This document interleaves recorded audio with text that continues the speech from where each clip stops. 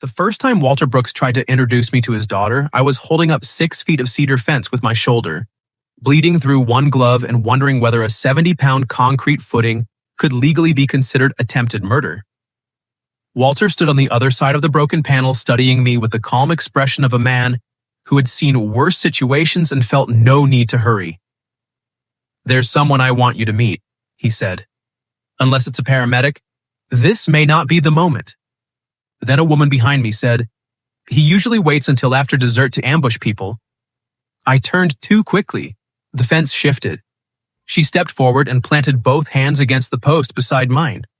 For one strange second, we were shoulder to shoulder, holding up the same piece of someone else's life. And that was how mine began changing. My name is Owen Mercer. I was 28, worked as a custom cabinet maker, and lived alone in a small brick house outside Richmond that I had bought because it needed repairs. That probably tells you more about me than I intended. I liked damaged things with obvious solutions. Loose hinges, warped drawers, rotten porch boards. People were harder. People could look straight at you and say, "Forever," then return a ring 3 months before the wedding because forever had started to feel too predictable. 2 years later, predictable sounded pretty good to me. Walter was 68 and lived next door.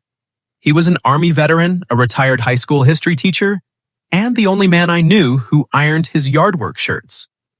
We had been neighbors for 11 months, which meant we had progressed from polite nods to borrowing tools without pretending it was an emergency. The storm the night before had taken down a maple limb and crushed one section of his back fence. At 7 that Saturday morning, I found him outside trying to lift a panel by himself. "Walter, put that down." "I have it." "You're standing on the gate." He looked at his boot, then at me. "Temporary complication." I had learned that Walter would accept help only if I made it sound like he was doing me a favor. So I told him I needed an excuse to test a new impact driver. "That thing has been on the market for 4 years, he said. "Still new to me." He almost smiled. By 10, we had removed the broken boards and set 2 fresh posts. Walter worked steadily, but I noticed him rubbing his left knee whenever he thought I wasn't looking. I handed him the measuring tape and took over the digging without commenting. Around noon, he disappeared inside and returned with 2 lemonades. "You always this quiet?" he asked. "Only around people who ask questions." "That explains why you're single." I nearly dropped my cup. That was efficient. I spent 30 years teaching teenagers. I can identify avoidance at 50 yards. Before I could defend myself, a silver hatchback pulled into his driveway. Walter checked his watch. That should have warned me. We were attaching the last new panel when one of the clamps slipped. I caught the fence, the edge of a board cut through my glove, and Walter chose that exact moment to announce that there was someone he wanted me to meet. The woman who came through the side gate wore jeans, white sneakers, and a rust-colored blouse with the sleeves rolled to her elbows. Her dark blonde hair was twisted into a loose knot that seemed one impatient movement away from falling apart.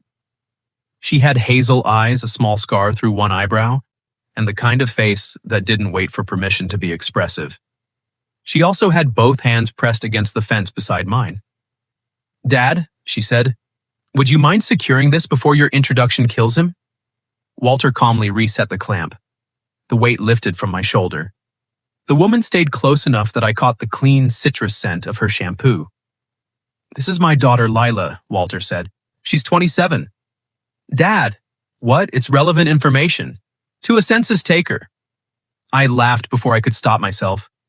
Lila looked at me and something warm entered her expression. "You must be Owen." "That depends on what he's told you. That you build furniture, make coffee strong enough to dissolve metal, and refuse to charge elderly neighbors for emergency repairs." Walter frowned. "I am not elderly." "You keep a bowl of hard candy by the door." "That's hospitality." Lila turned back to me. "He likes you." "I'm starting to suspect that." Walter picked up the level. "I'm standing right here. Yet somehow this still feels like a conversation about you," she said. She crouched to inspect the bottom rail. I tried not to notice how easily she made herself part of the job instead of standing aside.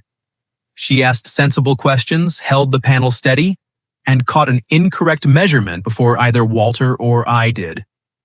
You're enjoying that, I told her, being right. Watching two men realize you're right. Very much. Her smile landed harder than it should have. Lila was a physical therapist at a rehabilitation clinic in Raleigh, Walter explained, though she quickly pointed out that she was capable of introducing herself. She had driven up for the weekend because Walter had mentioned the storm but neglected to mention the fence. He said one branch came down, she told me. One large branch, Walter corrected. It crushed 40 feet of fence. Still one branch. By the time we finished, afternoon light had turned the fresh cedar gold. Walter went inside to find bandages for my hand, leaving Lila and me near the gate. She leaned against the new post and studied the straight fence line. You do good work. You sound surprised. My father described you as adequate. From him, that's basically a standing ovation. I pulled off my torn glove. He described you as someone I should meet. Her cheeks colored slightly, but she held my gaze. He's been trying to arrange that for 6 months. That surprised me. He's never mentioned you. He thinks subtlety means taking half a year to set the trap and walking me into it with a fence. He was probably hoping for better clothes. I looked down at my sawdust-covered shirt. This is my formal lumber attire. She laughed, then reached for my hand. The movement was so natural that I let her take it. Her fingers were cool against my palm as she examined the cut.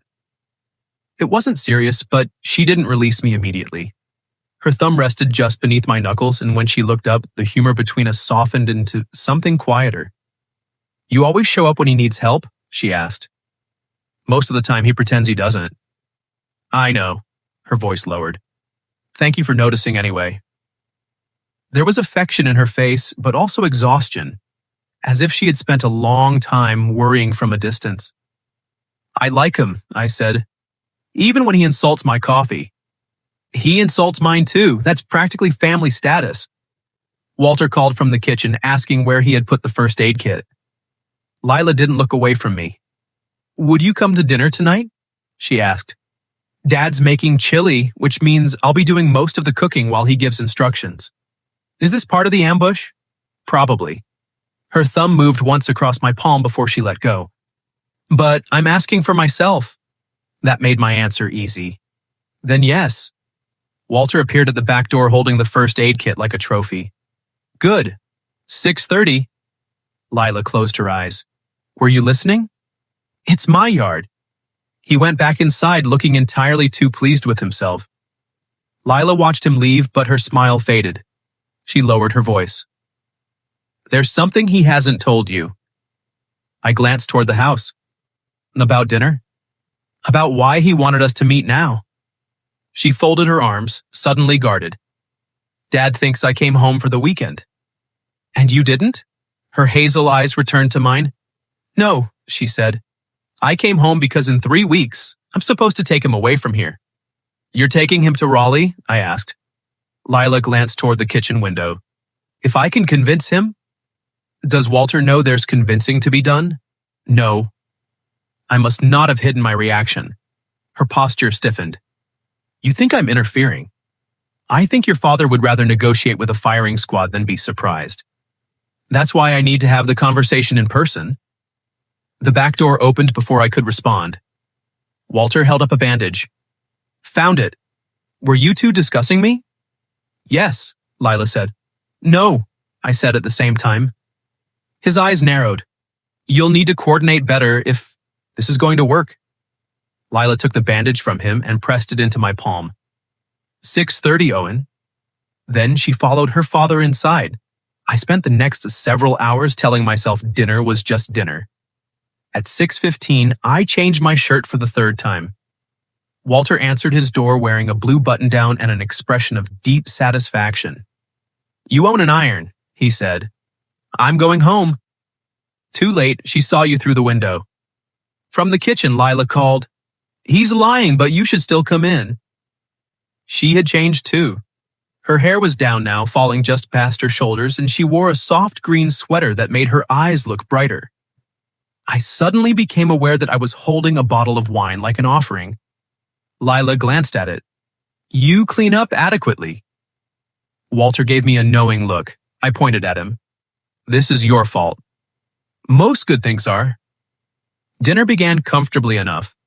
Walter's chili could have removed paint, but Lila had made cornbread with honey, and every time our hands brushed reaching for the basket, she smiled, as if neither of us believed it was accidental. She asked about my work. I told her about the walnut dining table I was building for a couple celebrating their 40th anniversary. What makes a table worth waiting 40 years for? She asked. The people sitting around it. Walter looked at Lila. Lila looked at me. I concentrated very hard on my chili. Then Walter asked, "How's the clinic?" Lila set down her spoon. "Busy. We've expanded the neurological rehabilitation program." "You still working Saturdays?" "Sometimes." "Too much." She gave him a faint smile. "That's interesting coming from the man rebuilding a fence on one good knee." The air changed. Walter leaned back. "My knee is fine. You had trouble standing up after church last month. I was sitting in a low pew, and you fell in the garage." My attention shifted to Walter. He shot me a warning look. "I slipped. Twice," Lila said. He went still. "Who told you?" "Mrs. Alvarez saw the second one. That woman monitors the street like hostile territory. She was worried. So am I." Walter folded his napkin with precise, unnecessary care. Lila inhaled. "I want you to spend a few months with me in Raleigh. There's a rehabilitation center near my apartment. You can strengthen your knee, see a specialist, and we can decide what comes next." "We?" "Yes, we. I'm not a group project." "No one said you were. You planned this without asking me. I researched options. That isn't the same thing." "It feels the same from this side of the table." I wanted to disappear into my chair, but Lila turned to me. "You've seen him favoring that knee, haven't you?" Walter's gaze landed on me next. "There are no correct answers when two people you like ask you to betray the other one." "I've seen it," I admitted, "but I've also seen him work around it." "That isn't an answer," Lila said. "It's the honest one." Walter nodded once. Lila pushed back from the table. "Excuse me." She carried her plate into the kitchen. A moment later, the back door opened and closed. Walter stared into his bowl. "You knew she was worried," I said. "She worries professionally. She's your daughter professionally, too." That earned me a glare. I stood. "I'm going to check on her. I assumed you would." Lila was sitting on the back steps, arms wrapped around her knees. The newly repaired fence stood pale in the moonlight. I sat beside her, leaving a respectful foot between us. "You're angry with me," I said. "I'm deciding." "Take your time." She looked over. "You could have supported me. I could have agreed with you. That isn't always support." Her gaze returned to the yard. "You sounded exactly like him." "I'm considerably better looking." She tried not to smile. "Marginally," she said. "I'll take it." The quiet between us softened. Somewhere down the block, a dog barked twice. Through the kitchen window, Walter could be seen deliberately giving us privacy while pretending to wash the same bowl for several minutes. Lila noticed too. "He's impossible." "He loves you." "That's what makes it hard." I waited. Her voice dropped. "My mother died 6 years ago. It was sudden. A brain aneurysm. I was in graduate school, 3 hours away. Dad called that morning because she'd been complaining of a headache. She rubbed her palms over her sleeves. I told him it was probably a migraine. I had an exam. By the time I got to the hospital." She didn't finish. I moved closer, slowly enough to give her a choice. She leaned into me. Her head rested against my shoulder, and I felt some guarded part of her finally go quiet. "You couldn't have known," I said. "I know that here." She tapped her temple. "The rest of me hasn't caught up. So every time he gets hurt, you hear that phone call again." She nodded. I understood then. Raleigh wasn't just about Walter's knee. It was Lila trying to outrun the worst day of her life. "I fix things," I told her. She glanced up. "Furniture?" "Everything I can. After my fiancé left, I remodeled half my house. New floors, new cabinets, rebuilt the porch twice." Was it structurally unsound? The first porch was fine.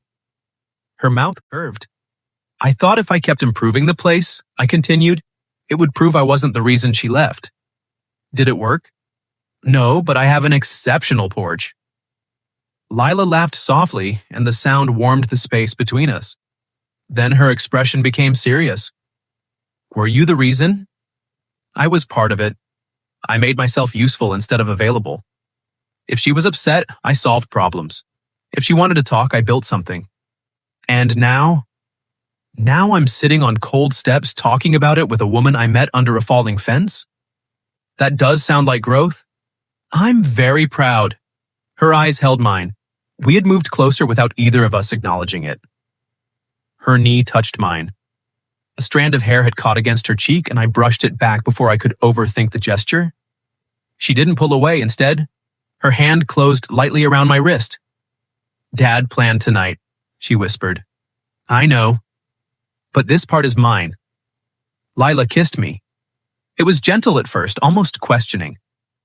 Then I cupped her cheek and she leaned in, choosing me with a certainty that stole the breath from my lungs.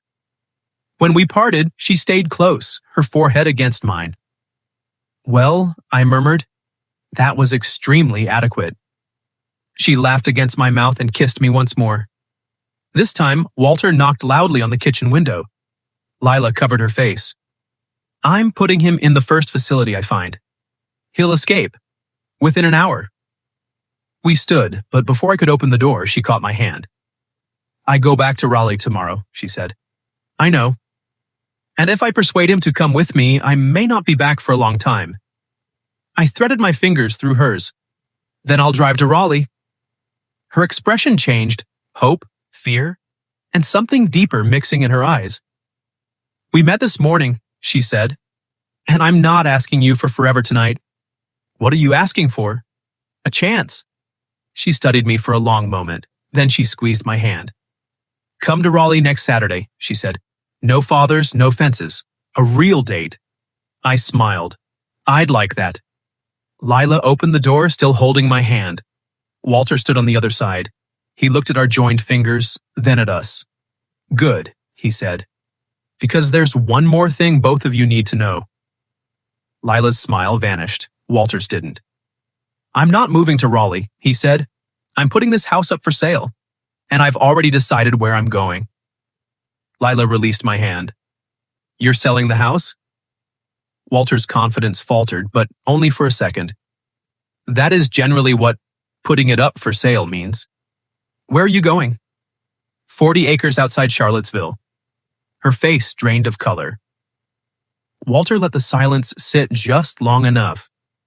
An independent living community, he added, not the wilderness. Lila stared at him. You let me think you were moving into a cabin? I was clarifying. You were enjoying yourself. A little. I covered a laugh with a cough. She pointed at me. Do not encourage him. Walter invited us back to the table and produced a glossy brochure from a drawer. The community was designed for retired military personnel and their spouses. Private cottages, shared dining facilities, a fitness center, medical staff, and, Walter tapped the page twice, a woodworking shop. It's less than an hour away, he said. I toured it last week. You drove there without telling me? I'm 68, Lila, not 8. And the falls? Are why I toured it. That silenced her. Walter leaned forward. I heard what the doctor said. I know this house is becoming too much, but I'm not moving into your apartment and letting you rearrange your life around me. You wouldn't be rearranging it? You already have. She looked down. Walter's tone softened. Your mother and I raised you to have a life, not to spend it waiting for one of us to need you. Lila blinked rapidly. I reached beneath the table and found her hand. She held on without looking at me. I should have told you sooner, Walter admitted. I was waiting until I had made a decision. You mean until I couldn't argue? That was a secondary benefit. Lila laughed once, but it broke in the middle. Walter came around the table and wrapped his arms around her. For all her frustration, she folded into him instantly. Watching them, I understood why Walter had arranged our meeting. Not because he thought his daughter needed a man. He wanted her to see that his leaving the house didn't mean she was losing him. He was choosing what came next, and perhaps giving her permission to do the same. When I left that night, Lila walked me to my porch. We stood beneath the light I had installed after rebuilding it the second time. "So, this is the exceptional porch," she said. "I'd give you the tour, but it's very exclusive." "How exclusive?" "You need to kiss the owner."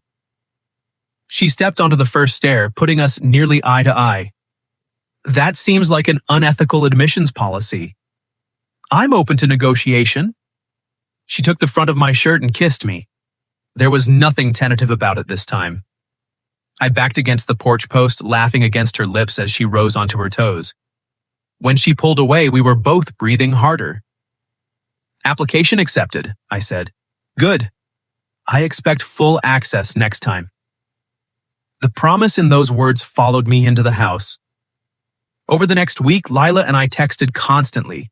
She sent me a picture of her morning coffee with the message, "Failed to dissolve the spoon. Your reputation remains intact." I sent back a photo of the dining table in my workshop. 40 years in the making, she asked. 6 weeks. The marriage did most of the work. On Tuesday night, we talked on the phone for 2 hours. On Wednesday, 3. By Thursday, Walter started coming over to my workshop under increasingly weak pretenses. "You're pacing," he said while I sanded a cabinet door. "I'm working." "You sanded that corner 15 minutes ago." "You're unusually observant for an elderly man," he smiled. "She likes you." "I like her." Saying it aloud felt more significant than it should have. Walter's expression turned serious.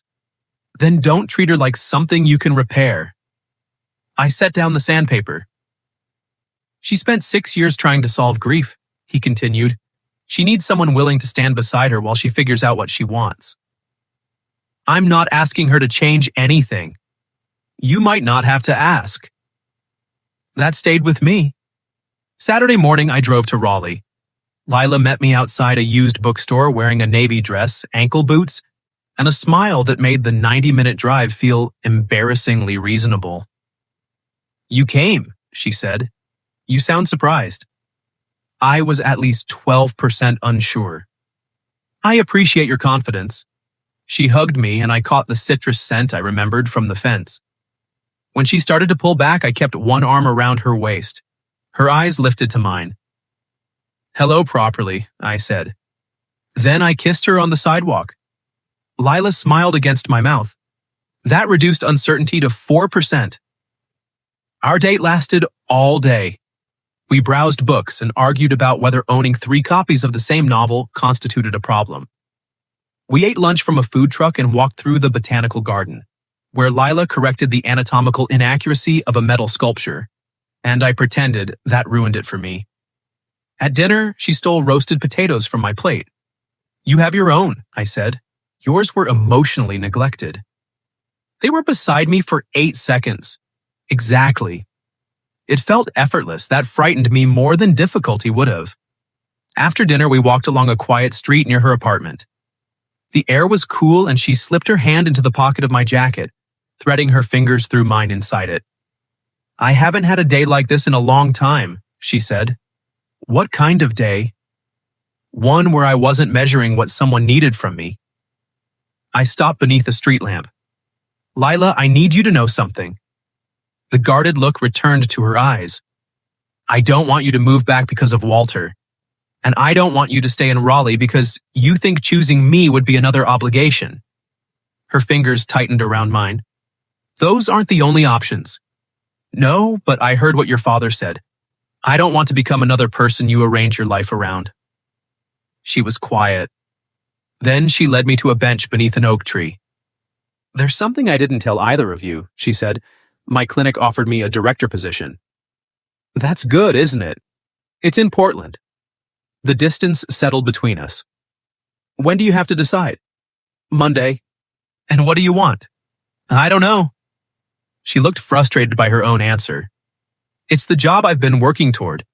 But after Dad fell, I thought I should turn it down. Then I met you and suddenly Raleigh didn't feel temporary anymore. One date and you're planning your career around me? I knew this shirt was effective. She laughed, but tears shone in her eyes.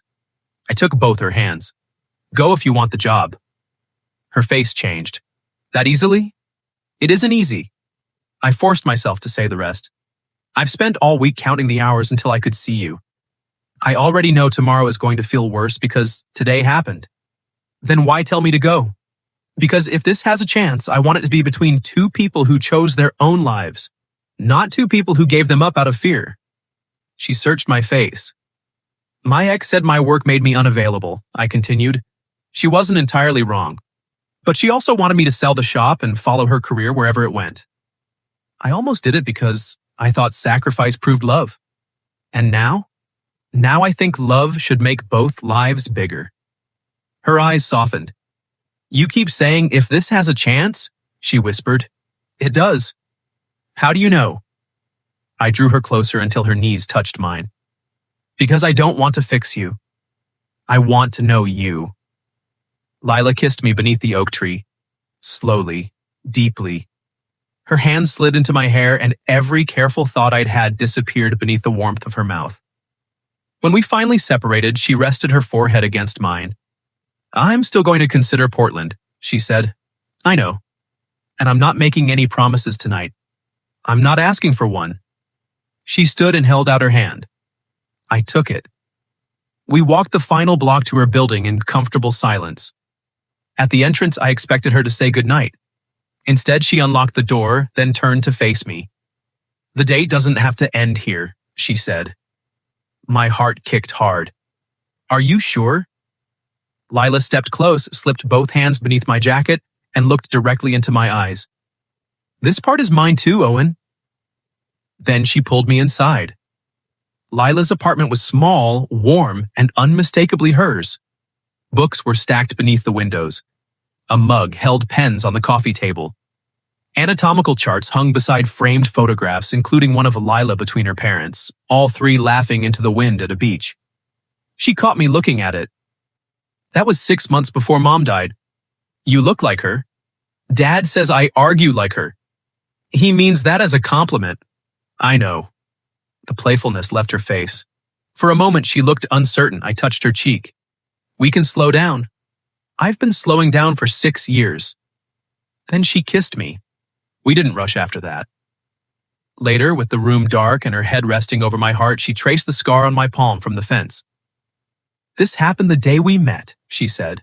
A brutal injury I may never recover. It required one bandage. An exceptional courage. She smiled, but her fingers remained wrapped around mine. What happens Monday? She asked. You decide about Portland. I meant us. The honest answer scared me, so I gave it to her. I don't want to date anyone else. She lifted her head. Neither do I, she said. Then we start there. Virginia and possibly Oregon? I own a phone. You own a phone. I have a truck with excellent cup holders. That's practically an infrastructure plan. I pulled her closer. We'll figure it out. On Monday afternoon, she called me at the workshop. I accepted the position, she said. The words hurt, even though I had told her to go. When do you start? 6 weeks. I stared at the unfinished table in front of me. 6 weeks was nothing. 6 weeks was the time it took to turn raw wood into something people expected to keep for generations. I'm proud of you, I said. Are you? Yes. A pause followed. I wish you sounded happier. I'm trying to sound like the man who believes love makes lives bigger. And what does the other man sound like? He's less articulate. Let me hear him. I closed my eyes. He wants you here. Her breath caught. But that doesn't mean you shouldn't go, I added. Right. I knew immediately I had lost the moment. Still, we tried. For 6 weeks, every weekend belonged to us. Sometimes I drove to Raleigh, sometimes she came to Virginia and stayed at my house. Lila claimed half my bathroom counter without discussion. She left a sweater over the back of my desk chair and bought decent coffee for my kitchen, which I regarded as an act of war. We learned each other in ordinary ways. She slept with one foot outside the blanket. I needed music playing while I cooked. She read the final page of a novel first, which nearly ended the relationship. I organized the dishwasher with a precision she called deeply troubling. We also learned the harder things. When Lila was afraid, she made plans for everyone. When I was afraid, I buried myself in work. One Thursday, I missed our nightly call because I stayed late finishing a sideboard. The next morning, she said, "You could have sent a message. You knew I was working. That's not the same as knowing you're choosing not to call. I wasn't choosing against you. You disappear into that shop whenever something feels uncertain." She was right. I resented her for being right. We apologized. We kept trying. Walter sold his house during the 5th week. The buyers were a young couple expecting their first child. Walter approved of them because the husband examined the repaired fence and said, "Whoever set these posts knew what he was doing." Walter moved into his cottage the weekend before Lila was due to leave for Portland. She came home to help. By Saturday night, the house next door was empty except for a box of cleaning supplies and the dining table Walter had decided to leave for the new owners. Lila and I sat on the living room floor eating pizza from the box. "I used to do homework right there," she said, pointing to an empty corner. "Mom had a chair by the window. Dad pretended to read the newspaper while listening to our conversations. I have never once seen him pretend not to listen. He's gotten lazy in retirement." She leaned against me. I wrapped an arm around her. The bare room made every silence echo. "My flight leaves Tuesday morning," she said. "I know. You could come to Portland in October." "I will." "And Christmas?" "We'll figure it out." She sat up. "You keep saying that." "Because we will." "How?" The question hung between us. She stood and crossed to the window. Beyond it, the fence we had repaired marked the edge of the dark yard. "I need more than plane tickets, Owen." "What are you asking me to say?" "I don't know. That's the problem." I got to my feet. "You chose the job. I supported you. You gave me permission to leave." "That's not what I did. It's what it felt like." "What did you want? For me to ask you to give up the biggest opportunity of your career after one date?" "No." She turned toward me, eyes bright. "I wanted to know it would cost you something. It costs me every day." "Then why do I only hear that when I drag it out of you?" "Because usefulness was still easier than vulnerability. Because I could build a table for strangers and trust it to hold, but asking someone to build a life with me felt like handing them the tools to dismantle mine." I stepped closer. "I'm in love with you," I said. Lila went completely still. "I have been fighting the urge to say that for weeks because it's too soon, and you're leaving, and I don't know how any of this works. But I love you." A tear slipped down her cheek. "I love you, too." Relief and grief hit me at the same time. I pulled her into my arms. She clung to me, and when I kissed her, it wasn't tentative or playful. It was 6 weeks of longing, fear, and everything we hadn't known how to say. We stood in the empty house, holding each other, as if love alone could shorten 3,000 miles. When the kiss ended, Lila kept her hands against my chest. "Come with me," she whispered. The request struck directly at the life I had built. "My business is here. I know. My clients, my shop. I know." I saw hurt enter her face and hated myself for causing it. "I'm not saying no," I said. "You're listing reasons you can't before asking how you could. That isn't fair. Neither is asking me to believe distance will magically solve itself. What do you want me to do? Close the shop? Sell my house? I want you to want something strongly enough to risk being inconvenienced." The words landed hard. "You think I don't take risks? I think you build beautiful, solid things because they don't leave unless you carry them out." I stepped back. Lila looked as if she wished she could take it back, but we both knew there was truth in it. She picked up her coat. "I'm going to stay with Dad tonight." "Lila, I love you." Her voice broke. "But I can't be the only one willing to build a life somewhere unfamiliar." She left me standing in the empty room. Walter found me an hour later sitting on the floor beside the cold pizza. He lowered himself carefully against the wall. "She told you to go to Portland," he said. "Yes." "And you gave her an inventory of your equipment." I looked at him. "Did she call you?" No, I know you. You've known me 11 months. Long enough. I rubbed both hands over my face. I can't abandon everything because we've known each other 6 weeks. No one said abandon. She asked me to move across the country. Walter nodded toward the repaired fence visible through the window. When that fence fell, you didn't stand in my yard listing all the reasons it couldn't be fixed. You looked at what could be saved, replaced what couldn't, and built from there. A relationship isn't a fence. No, it matters more. He pushed himself to his feet. At the doorway, he paused. You told her love should make both lives bigger, he said. Maybe it's time you stopped using that sentence to hide from changing yours. After he left, I walked home and entered my workshop. The room smelled of walnut, cedar, and every safe choice I had made. Lila wasn't asking me to destroy it. She was asking whether there was room in my plans for hers. I opened my laptop and searched for woodworking cooperatives in Portland, then freight companies, commercial studio rentals, flights. At 2 a.m, I found a listing for a shared workshop 10 minutes from Lila's new clinic.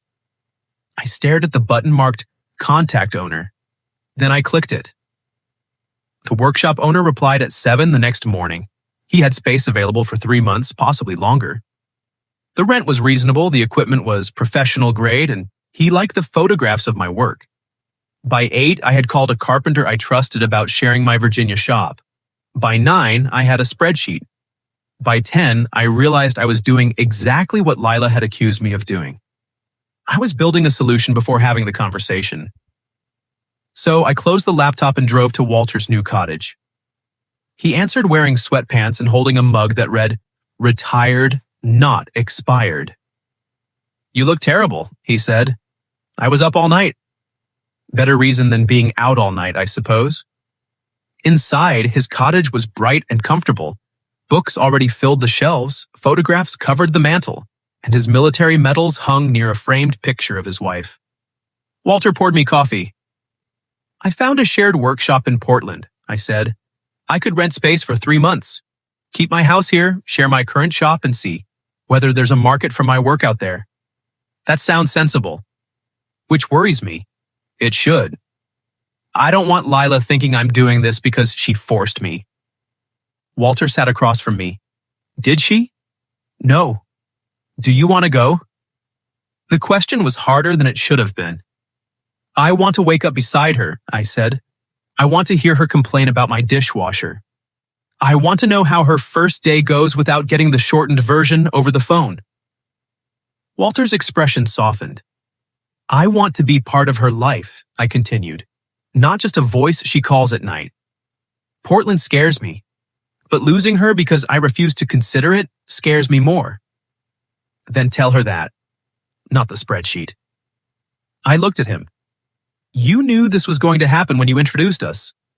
I hoped you'd have dinner. You orchestrated a transcontinental relationship. I may have underestimated the logistics. The front door opened. Lila stepped inside carrying a paper bag. Dad, you forgot your... She stopped when she saw me. Walter stood, took the bag from her, and peered inside. Blueberry muffins, he said. I should forget things more often. Then he walked toward the bedroom. Lila frowned. Where are you going? To be absent. Dad... His door closed. Lila and I faced each other across the living room. Her eyes looked tired. I came by your house this morning. I was here. I worked that out. I'm quick, but you've always been good with measurements. She almost smiled. I'm sorry, she said. What I said about you being unwilling to risk inconvenience was cruel. It was also partly true. No, you built your business from nothing. You've taken risks. They're just not the risks I wanted. I wasn't honest with you either. When you asked me to come, I heard your question as an ultimatum. It wasn't. I know that now. She folded her arms, protecting herself. What was it? An invitation? The room went quiet. I crossed to her but stopped before touching her. I'm not selling my house or closing my shop, not yet. But I found a cooperative workspace 10 minutes from your clinic. They'll rent to me for 3 months. Hope flickered across her face, quickly restrained. Owen, you don't have to prove anything. I'm not proving it. I'm choosing it. Her eyes filled. I'll come out 3 weeks after you, I said. I'll keep taking commissions and find out whether Portland has room for my work. At the end of 3 months, we decide what comes next together. What if you hate it? Then I'll tell you. What if your business suffers? I'll adjust. What if we discover we were better at weekends? That would hurt. I stepped closer. But I'd rather risk discovering the truth than protect myself with distance. A tear slid down her cheek. You made a spreadsheet, didn't you? She asked. A very good one. She laughed through her tears. I love you, I said. Not enough to erase myself. Enough to imagine another version of my life. Lila closed the remaining distance and wrapped her arms around me. I held her tightly, my face buried in her hair. I don't need you to promise Portland forever, she whispered. Good. I left that column blank. She pulled back and kissed me. Walter's new cottage, like his old house, offered very little privacy. Still, Lila kissed me until I forgot where we were. When we separated, she kept her arms around my neck. Come to Portland, she said. Yes. Bring the exceptional coffee. That may be too much commitment this early. She kissed me again. From the bedroom, Walter called, There are muffins getting stale. Lila rested her forehead against mine. He was listening. He's retired. He needs hobbies. Tuesday morning, Walter and I drove her to the airport. At security, Lila hugged her father, then turned to me. 3 weeks, she said. 22 days. That's more than 3 weeks. My freight pickup is on day 21. She slipped something into my palm. It was the key to her apartment. Full access, she said. I closed my fingers around it and kissed her goodbye. 3 weeks later, I arrived in Portland with 2 suitcases, a crate of hand tools, and no certainty, beyond the woman waiting outside baggage claim. Lila ran to me. For the first month, I worked at a borrowed bench while she learned a job that challenged her in every possible way. We argued about money, shelf space, and whose turn it was to buy groceries. We also learned how to stay. When I withdrew into work, she knocked on the workshop door. When she started arranging my choices for me, I reminded her that love wasn't triage. At the end of 3 months, I renewed the workspace lease. At 6 months, I hired an assistant. The carpenter sharing my Virginia shop became my business partner, allowing us to take commissions on both coasts. Walter visited in the spring. His knee was stronger, and he spent most of the trip telling Portlanders their rain was unambitious compared with a proper Virginia storm. 1 year after I followed Lila west, we bought a small craftsman house together. It needed repairs. Naturally, I loved it. The back fence leaned badly enough that Walter declared it an insult to gravity. During his next visit, the 3 of us went outside with cedar boards, concrete, and clamps. Halfway through, Walter deliberately wandered off to inspect the gate, leaving Lila and me holding the same fence panel. This feels familiar, she said.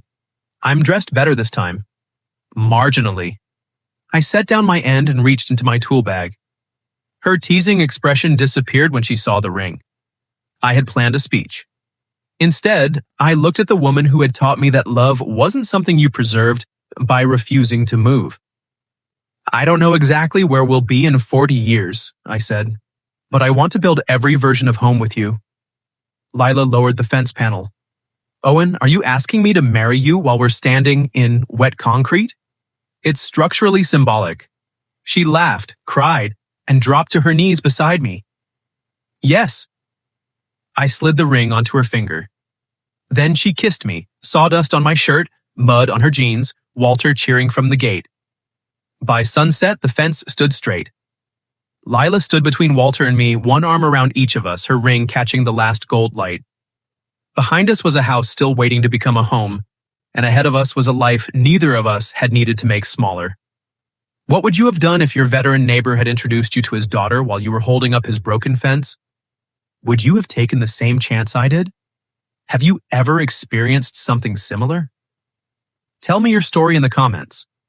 And for those who'd like to be a little closer to us, we've opened memberships where you'll get shorter exclusive stories every week with no ads. If you like this one, leave a like, subscribe, and I'll see you in the next video.